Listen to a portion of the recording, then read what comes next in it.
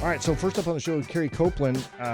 Hurricane season starts June 1st. Yes, Technically. Technically. Right? In Texas, it may be different. I don't know. We do things a little bit. Something brewing out there right now, so who knows? Oh, really? Yes, sir. I saw the list of names for the hurricanes. I didn't see any Hurricane Marc, so that's a good thing. I don't want any of that. So, and of course, it ends officially June 30th. So that's like 6 months worth of storm season that we're looking at. According to the Colorado State University meteorology. No, it's not meteorological. No. It's meteorology. Meteorology.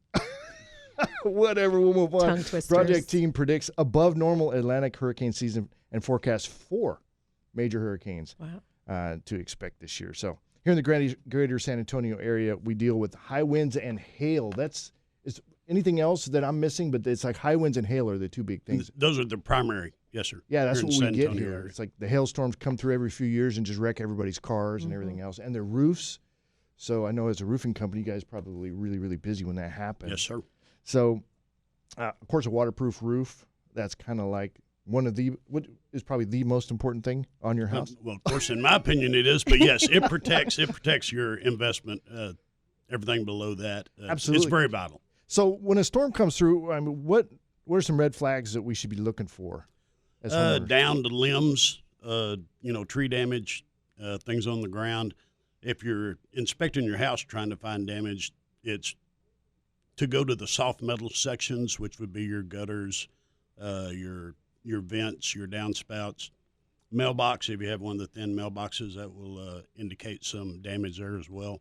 And the most important thing is look at those areas at different times of the day, because depending on how the sun is shining down on it, you'll see the damage when it casts the correct shadow, and it's easier to identify. So like the asphalt shingle roofs, and even metal roofs, right? Because you're going to see with different light angles, you would see if there's hail damage or whatever else. Yeah, and especially with metal, because if you don't catch it at just the right angle, it blends extremely well. So and so like down tree limbs in the neighborhood, obviously, I mean, because you would see them everywhere. Sure.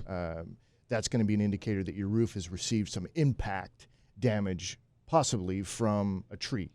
Is that really is that the main concern? Well, that and just the fact that, yes, debris flying, but then if in the event that there was hail, it's going to beat all the leaves off and the wind coming along with it. And on the wind damage, it'll cause a shingle to flat back and crease, and so you want to watch out for that, because that shingle will eventually come off, at least that tab will. So let's say you got a hailstorm comes through and there's a lot of impact damage on the roof, right, or even some. What is it about that impact damage that can compromise the integrity of the roof? So the asphalt shingle, the granules that are on top of that asphalt, serve two purposes. One is for aesthetics, pick your color, all that. And the rest of it is to protect that asphalt.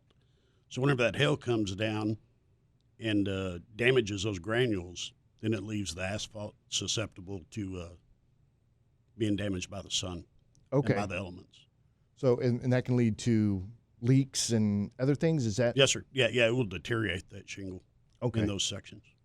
All right. When I was a kid, I remember going up on roofs and walking around on the stuff like that. I didn't really care about all the asphalt, because I mean, it kind of comes off when you walk around on the roof, right? Mm-hmm. I mean, you don't really think about that kind of stuff. But right.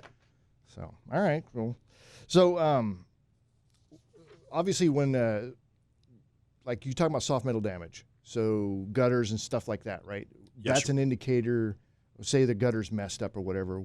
Why is that important? Why is that significant? Because it is showing that there's been some sort of impact onto that metal. So your roof, being in close proximity, is probably going to suffer similar type damage. Got it.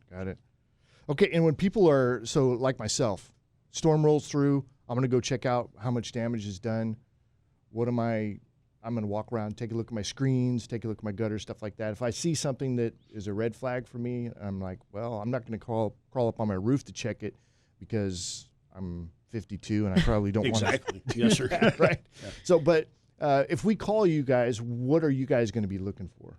Or what questions are you going to ask? Same thing. We'll do a damage or a storm report, weather report for that particular area, wherever you happen to live.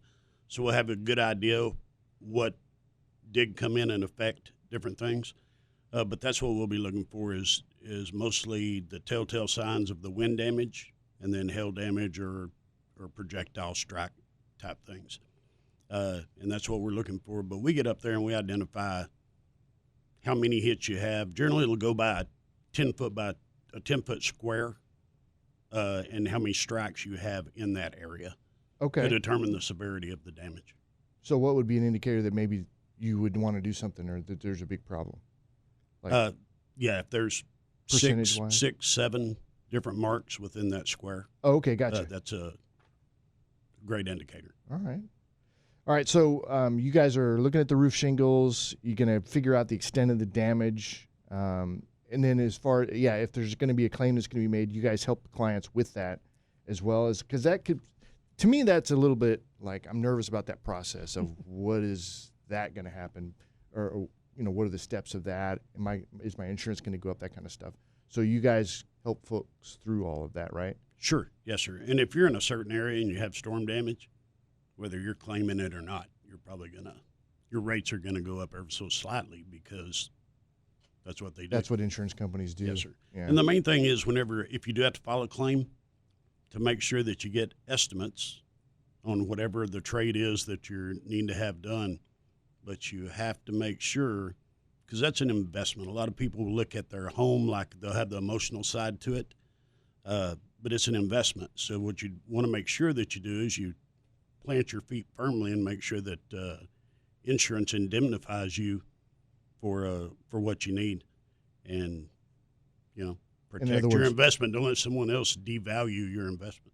So if you don't make a claim, and 5 years goes by, and then there's another storm goes through, I mean, was there any hey, well, there was damage that was going on? Could that come back to bite you if you don't make a claim and there was damage?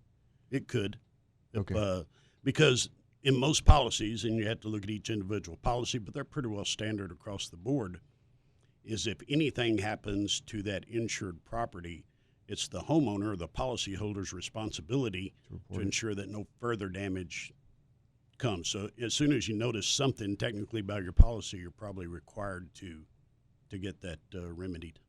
So when a big storm comes through, the insurance companies know, hey, there's going to be a lot of insurance claims that are going to be coming. People are going to be contacted by roofing companies and all that, especially if it's a big storm, right? Oh, sure. So anything maybe the consumer should be on the lookout for if they're being contacted by roofing companies, maybe some 2 or 3 do not under any circumstances give anyone any money before they've completed the work on your property, or at least started the work on your property. In a storm situation, that it happens nonstop every single time. It's like Groundhog Day.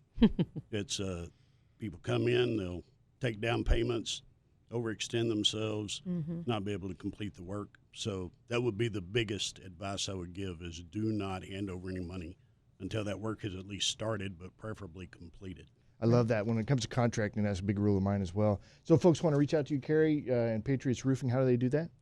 My phone number is 210-244-3165, and our website is Patriots with an S, patriotsroofing.net.